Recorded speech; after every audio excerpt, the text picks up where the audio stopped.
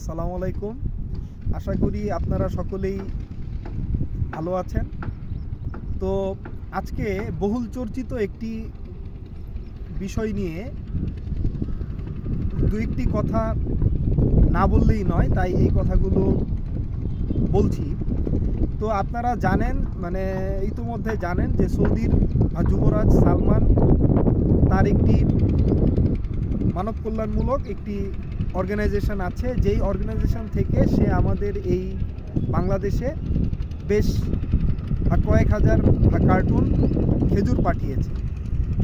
তো এই খেজুরগুলো এবং আমাদের ময়মনসিংহ সদরে আমরা যেটি প্রজ্ঞাপন হতে জানতে পারি যে 384 কার্টুন খেজুর আমাদের এই সদরে এসেছে।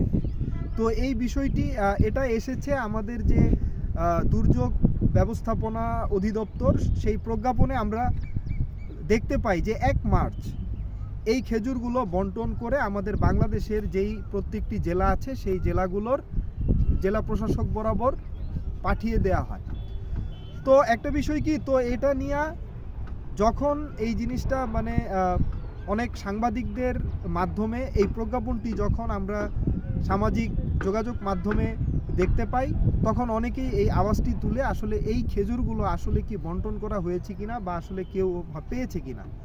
তো এইটা হওয়ার পরেই আমরা দেখতে পাই যে অনেক গোষ্ঠীর মানুষ বা অনেক মানুষ এটা নিয়ে তারা নেতিবাচকভাবে এই বিষয়টি তারা দেখছে, আর তারা বলছে যে কেন খেজুর নিয়ে এত মাতামাতি।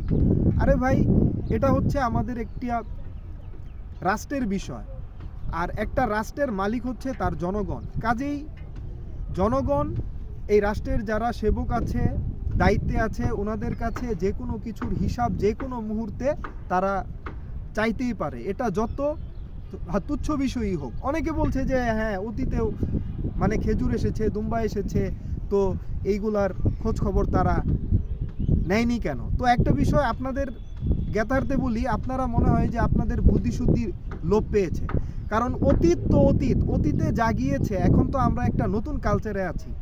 এখন মানুষের মধ্যে জবাব নেয়ার এবং জবাবদিহিতার একটা সংস্কৃতি আমাদের দেশে শুরু হয়েছে, এবং অনেকে বলছে যে শুধু খেজুর নিয়ে পড়েছেন কেন, আরও তো অনেক কিছু আছে। আরে ভাই, এটা যেহেতু রমজান মাস, এখন যেহেতু সামনে এই ইস্যুটা এসেছে, মানুষ জানতে পারছে, কাজেই মানুষ এটা নিয়ে সে জিজ্ঞাসা করছে। এবং সবাই যে চাচ্ছে যে না আমার বাড়িতে আসুক খেজুর, তা না।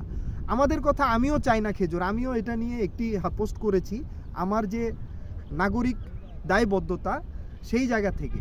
তবে আমার কথা হচ্ছে, আমি খেজুর চাই না, বা যারা করেছে ওরা চায় না, তবে আমাদের এই সমাজে যারা দুস্থ আছে, অসহায় আছে, ওদেরকে আদৌ আসলে বিতরণ করা হয়েছে কিনা এই বিষয়টাই আমাদের জানার বিষয়।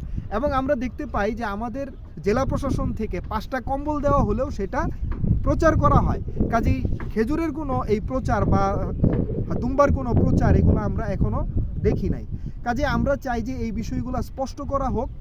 আর জনগণ যেহেতু জবাব নেওয়া শুরু করেছে, এটা একটা ভালো সংস্কৃতি আমাদের এই বাংলাদেশের জন্যে। এবং যেহেতু বর্তমানে জনগণ খেজুরের হিসাব নিচ্ছে, আশা করি সামনের দিনগুলোতে জনগণ ব্রিজ, কালভার্ট, সেতু সহ প্রত্যেকটি বাজেট কিভাবে ইউজ হয়েছে, কি করেছে, এই বিষয়ে তারা জবাব নিবে। এবং আমি আহ্বান জানাবো, আপনারা একেবারে তুচ্ছ বিষয় থেকে আরম্ভ করে দেশের সর্বোচ্চ বিষয় পর্যন্ত, আপনি এই দেশের সংবিধান অনুযায়ী আপনি এই দেশের মালিক।